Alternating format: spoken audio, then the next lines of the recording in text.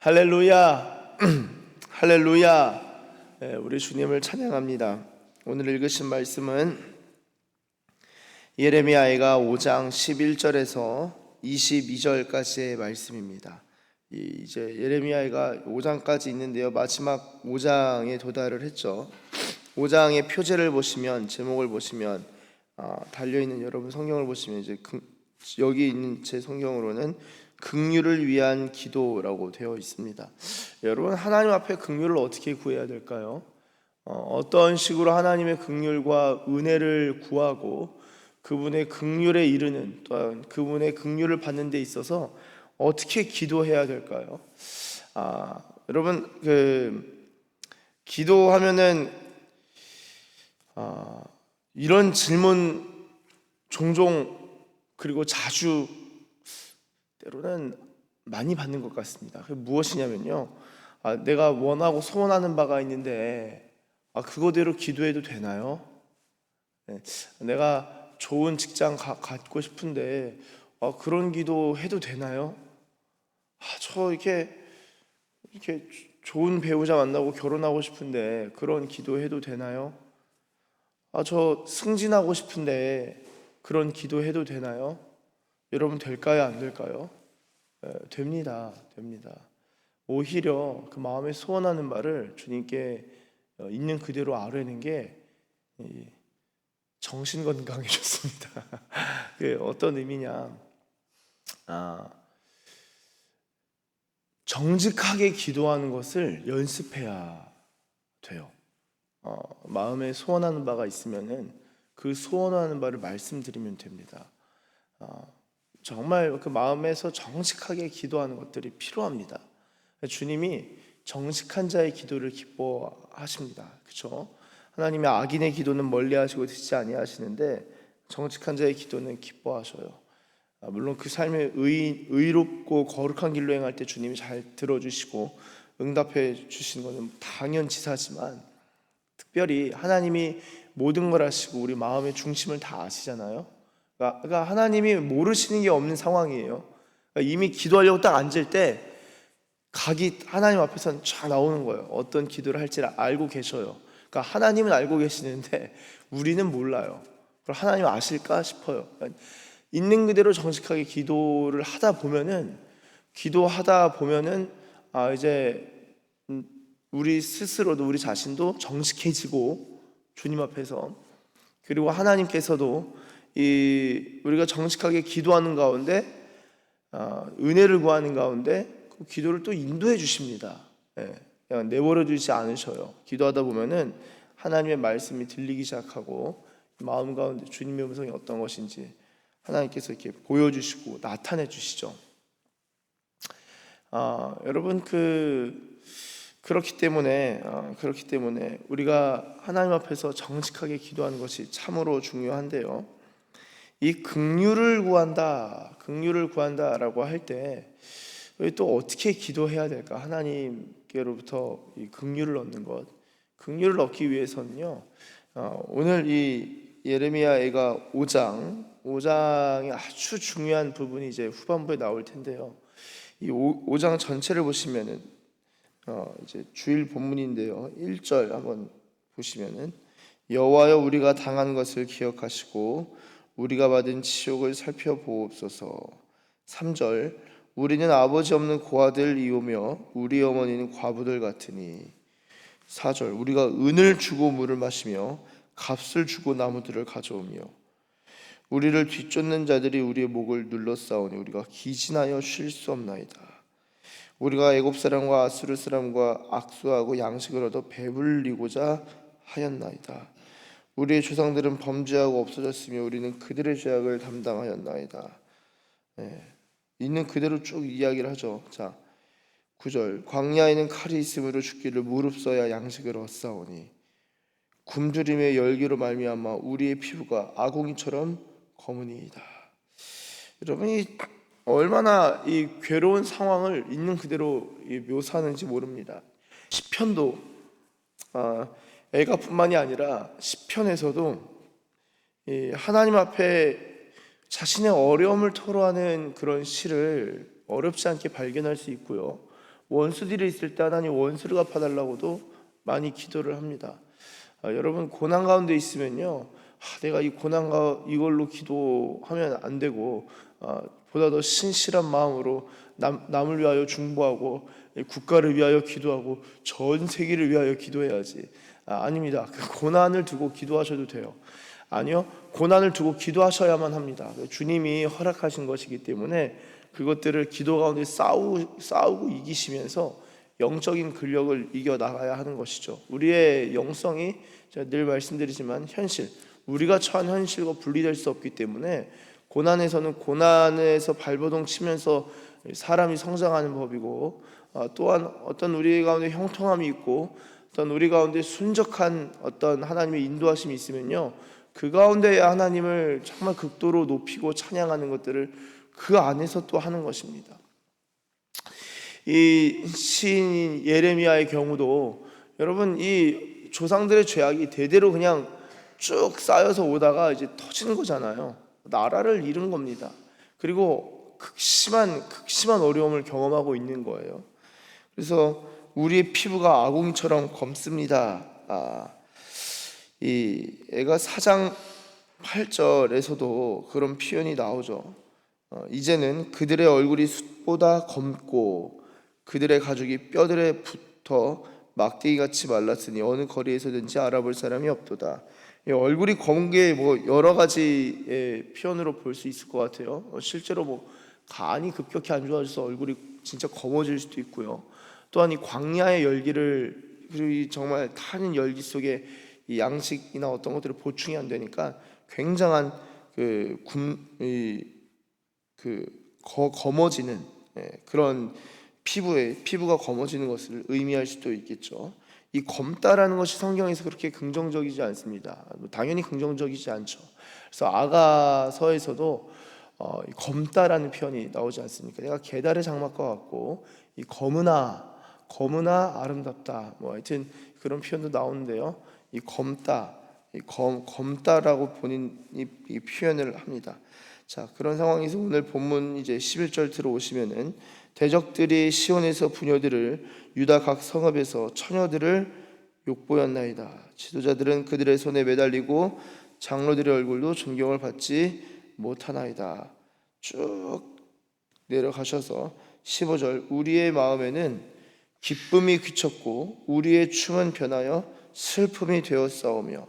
여러분, 이 기쁨이 그치고 슬픔이 되었다라는 것이, 이런 표현들이 사실 하나님께서 너희가 불순종하게 될 경우에 받게 될 고통과 고난에 대해서 하나님이 이미 오리엔테이션을 다 해주셨어요.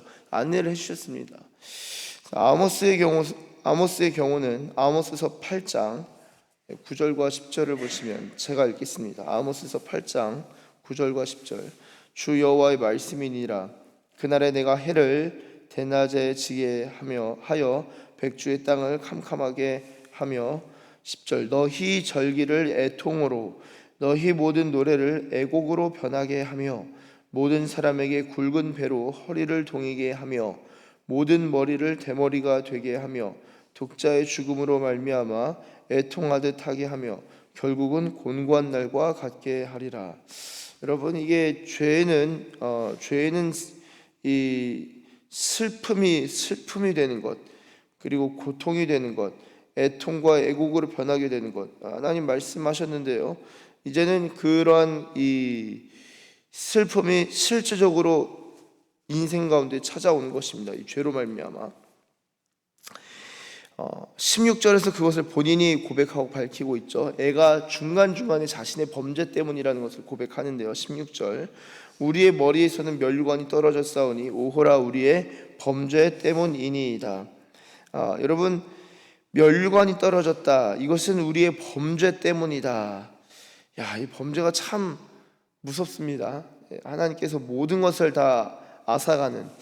그런데요, 좀 그런 생각, 저희가 그런 얘기도 많이 하지만, 하나님의 백성이 아니라면요, 물론 하나님께서 심판하시긴 하지만, 이 하나님은 우리 가운데 자유의지를 주셨다는 것은요, 정말 이 자유의지의 범위가 제가 오랫동안 예전부터 묵상했고 그리고 이전부터 많이 나누었던 이야기인데요.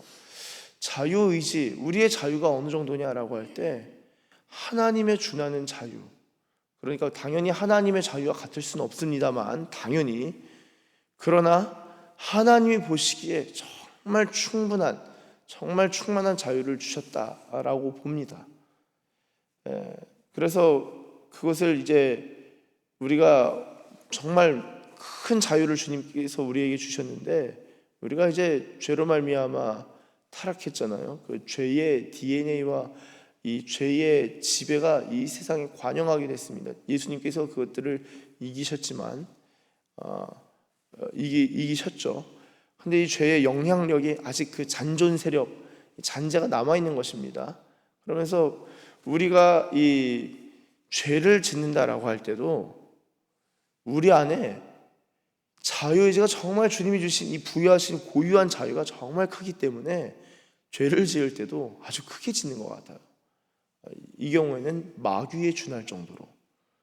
참 우리가 죄를 지을 때 그렇게 넘어지는데, 하나님이 이 이스라엘 백성들, 특히 유대 남유다 왕국에 있는 하나님의 백성들을 하나님이 지금 이 범죄한 것으로 말미암아 엄청난 이 고난과 이 심판을 가하시고 머리에서 멸관을 뺏어서 지금 던지신 거잖아요. 이런 게 은혜인 거죠. 이런 게. 여러분, 그 긍휼이 어디서 피어나냐면요, 하나님께서 우리를 심판하실 때, 징계하실 때 하나님의 백성은요 징계를 받으면 깨닫게 됩니다.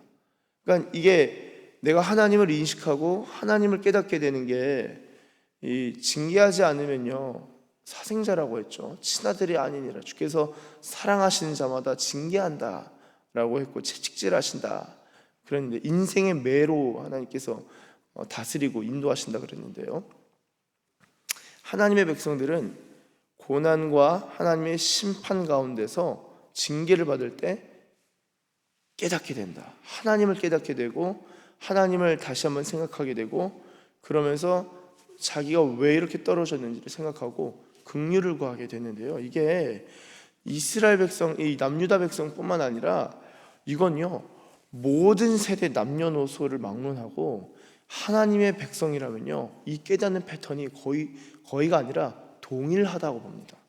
동일해요. 이게 놀라워요. 이게 정말 놀라운 겁니다. 여러분, 하나님 앞에 비통함을 구하고 애통하면서 긍휼을 구하는 기도는요 이제 주님이 일하실 때가 된 거거든요. 이제 우리가 고난 가운데 처해서 하나님 앞에 긍휼을 구한다라는 것은 진짜 두 손 두 발 든다고 하면 이제 두 손 두 발을 어떻게 드나 싶은데, 두 손 들고 주님 앞에 나온다라고 할 때 이 긍휼을 구하는 것은요 패배를 선언하는 것입니다. 패배. 우리가 주님 앞에 굴복합시다, 굴복해야 됩니다, 주님께 완전히 엎드려야 됩니다라고 하잖아요. 그렇죠? 어떻게 될까요? 방법이 있어요. 방법이. 그게 이제 우리가 진짜 영적으로 주님을 닮아가고 성숙해서 자기 포기가 일어난 사람들이 있죠. 아주 영적인 어떤 큰 은혜입니다. 그런 경지가 있어요. 그런데 이제 대부분의 사람들이 그렇지 못하죠. 주님이 사랑하신다면, 우리를 진짜 사랑하신다면 인생의 고난을 허용하신다는 거예요. 하나님의 고난에 허용 범위가 있습니다. 허용 범위. 그것은 우리의 면류관을 뺏어서 집어 던지고 우리를 그냥 죽음에 갖다 던지고 막 지옥불에 던지는 그런 것이 아니라, 고난의 그 가동 범위, 허용 범위가 어디냐면요 주님 앞에 굴복하는 겁니다. 굴복하는 것. 그러니까 이거는 그냥 아무한테나 주시는 고난이 아니라 주님이 정말 사랑하는 백성, 주님이 정말 사랑하는 자녀에게는 이 고난의 허용 범위가 있다. 그래서 이 고난의 그 정도, 레벨, 등급, 깊이는 그 사람이 정말 그 심령 속으로, 그 내면 그 깊이 들어가서 정말 주님 앞에 애통하고 긍휼을 구하는 그 지경까지 주님이 그 사람의 그 실존, 그 사람의 영혼을 이렇게 몰고 가시는 거예요. 몰고 가시는 거예요. 그러니까 이 고난 당할 때는 괴롭죠.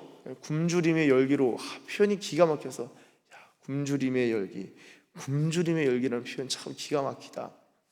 시적 표현이 참 너무 놀라웠어요. 근데 이제 저는 이제 시적 표현 아름답다 하지만 당하는 사람이 이거 죽을 맛인데, 이 죽을 맛이거든요, 이 고난이. 근데 그 가운데서 답이 없는 거예요, 주님 말고는. 고난의 이 가동범위, 허용범위가 주님만 하는 수준까지 내려가게 되는 겁니다. 그래서 그 범죄한 것을 떠올리게 되고 돌이키게 되고 사람이 이 내면으로 향하게 되는 거예요. 제가 최근에 라이너 마리아 릴케라는 시인, 혹시 한 번쯤은 들어보셨을 것 같습니다. 아주 시인으로서는 유명한 시인이죠. 아주 탁월한 시인인데 그 릴케의 편지를 보는데요, 릴케한테 젊은 시인이, 이제 시인 지망생 청년이 자신이 시인이 되고 싶은데 시를 좀 대가한테 이제 시를 보낸 거죠. 한번 봐주세요. 보냈는데 그 편지를 읽는데 책 거의 전면에 제 밑줄을 다 쳤어요.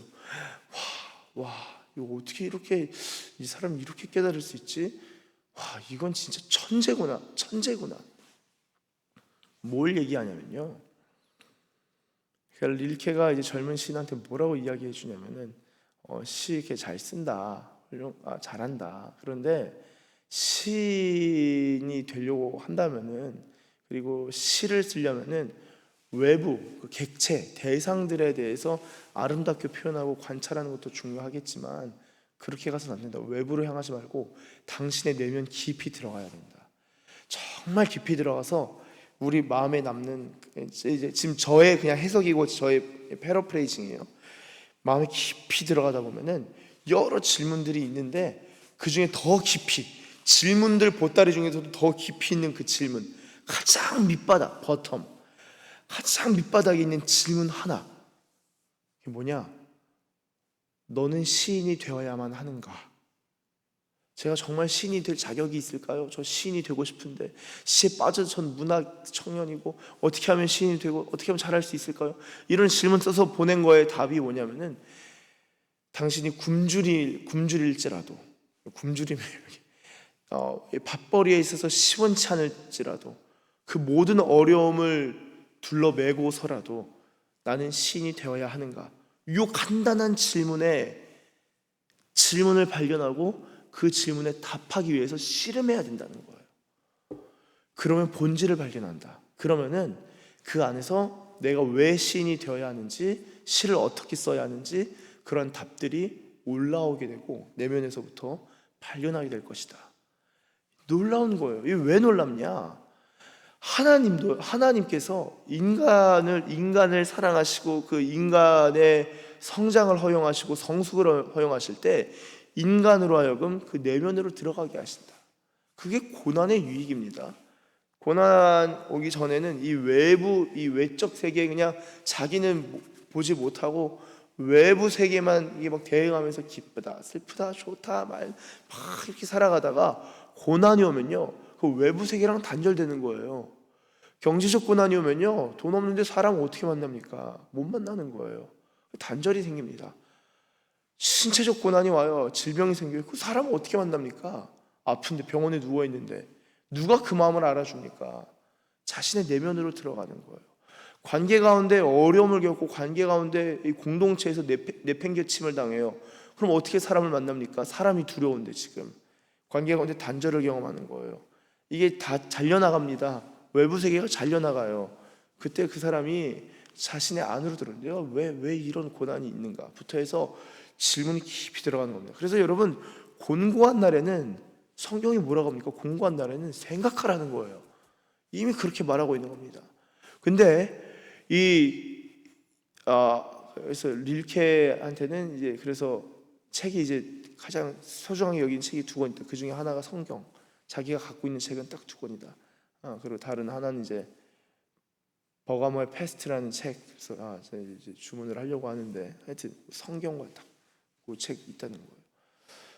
이 하나님이 없는 사람들은 그냥 고난을 생각해도 사람이 성숙하거든요. 하나님 있는 사람은요, 고난 있을 때 깊이 들어가면서 자기 자신을 볼 뿐만 아니라 이제 거기서 하나님을 딱 보게 되는 것이죠. 거기서 긍휼이 나오는 거예요. 거기서 주님께 긍휼을 구하게 되는 거라고요. 주님, 저한테 은혜를 주세요. 긍휼을 베풀어 주세요. 이게 아니라 그 내면에 있는 그 여러 질문의 보따리, 우리 존재를 뒤덮고 있는 그 많은 질문에 있어서도 질문의 그 바닥, 가장 밑에 있는 그 집안, 우리 내면에 있는 그 집안에 딱 닿을 때 주여 긍휼히 여겨 주십시오. 주여 긍휼히 여겨 주십시오. 그러면서 이 예레미야 애가에서의 시인이 뭐라고 말하냐면요, 19절, 여호와여 주는 영원히 계시오며 주의 보좌는 대대에 이르나이다. 주께서 어찌하여 우리를 영원히 잊으시오며 우리를 이같이 오래 버리시나이까. 자, 21절 한번 같이 읽겠습니다. 시작. 여호와여 우리를 주께로 돌이키소서. 그리하시면 우리가 주께로 돌아가겠사오니 우리의 날들을. 아멘. 자, 뭡니까? 여호와여 우리를 주께로 돌이켜달라는 거예요. 그러면은 우리가 주께로 돌아가겠다라고 이야기를 합니다. 자, 이거는요, 이게 그냥 팔짱 끼고 주님 돌이켜 주세요, 그러면은 돌아갈게요가 아니라 회개를 하고 돌이키고 그 마음 가운데서 슬픔을 느끼며 비통하면서 애통하면서 이게 어찌된 일인지 생각을 하고 자신의 죄에 대해서 곱씹고, 정말 이거 다시 그때로만 돌아갈 수 있다면 내가 죄 짓기 전, 이 심판당하기 전으로 돌아갈 수 있겠어, 얼마나 좋을까. 그러면서 돌이키고 기도하고 회개하고 주님 회개하는데 그 회개의 그 깊은 곳에서 딱 깨닫는 거예요. 회개의 주체 또한 하나님이시구나. 하나님이 우리를 돌이켜 주셔야 되는구나. 그러니까 이 회개 영역에 있어서도 하나님의 주권을 인정하는 그 모습을 보게 됩니다. 여러분, 이게 긍휼이에요. 이게 이렇게 갈 때 주님의 예레미야 애가가 여러분 6장이 없는 거예요. 결국에는 하나님께서 돌이켜 주셔야지 내가 주님께로 돌아갈 수 있습니다. 여러분, 성경에 이런 표현이 사실 상당히 많습니다. 시편 80편 3절, 하나님이 우리를 돌이키시고 우리를 돌이켜달라는 거예요. 주의 얼굴 빛을 비추사 우리가 구원을 얻게 하소서. 시편 80편 19절, 만군의 하나님 여호와여 우리를 돌이켜주시고 주의 얼굴의 왕치를 우리에게 비추소서 우리가 구원을 얻으리이다. 예레미야 31장 18절 하반절에 주는 나의 하나님 여호와이시니 나를 이끌어 돌이키소서 그리하시면 내가 돌아오겠나이다. 하나님께서 돌이켜 주셔야 됩니다. 긍휼을 구하는 기도의 절정은요, 이 긍휼이 하나님께서 베푸실 뿐만 아니라 내가 회개하고 내가 돌이키는 것에 있어서 주님 이거 잘못했습니다, 이거 회개합니다, 주님 불쌍히 여겨주세요, 이 정도 수준이 아니라 돌이키는 것도 주님께서 진짜 은혜를 주셔야 가능한 거구나 까지 깨닫게 되는 것. 그래서 하나님께서 이 사랑하시는 백성 자녀들을 하나님께서 죽지 않도록 고난의 허용 범위까지는 허락하시고 당할 시험까지는 허락하시고 또한 그 가운데서 하나님을 보게 하시고 하나님을 발견하게 하시고 그러면서 주님께 긍휼을 구하는, 주님을 새롭게 깨닫는 그런 기도가 나올 수 있도록 하나님은 은혜를 베푸시고 기도의 문들을 열어주시는 겁니다.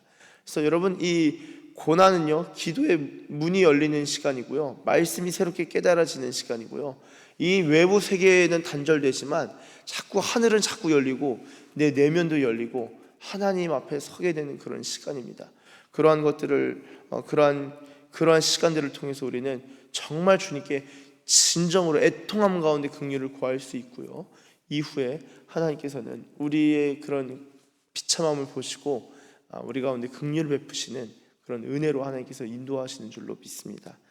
그러한 이렇게 긍휼을 구하는 은혜가 있게 해달라면 또 고난이 올까봐 두려우실 수 있으니까 하나님 앞에 하나님의 긍휼의 영역에 있어서조차 하나님의 주권을 인정할 수 있는 저와 여러분들 되시길 예수님의 이름으로 축복합니다. 기도하겠습니다. 하나님 감사합니다. 주님, 우리의 인생이 하나님 굳이 고난이 아니더라도 우리가 주님 앞에서 하나님 우리의 삶을 진정 주님 앞에서 고백할 수 있고, 또한 우리의 연약함을 그냥 깨닫는 정도가 아니라 주님께 전적으로 의존할 수 있는 하나님, 그러한 주의 백성들 되게 하여 주시옵소서. 무엇보다 정직하게 기도할 뿐만 아니라 애통함으로 긍휼을 구하고 주님을 깊이 깊이 사랑하고 주님을 바라보는 주의 백성들 다 되게 하여 주시옵소서. 회개하는 것, 주님께로 돌이키는 것조차 주님께 달려 있사오니 주님, 이 새벽에 우리가 주님께 나아갈 수 있도록 우리의 기도와 우리의 마음과 발걸음을 친히 인도하여 주시고 주장하여 주시옵소서. 감사드리며 예수님의 이름으로 기도드립니다.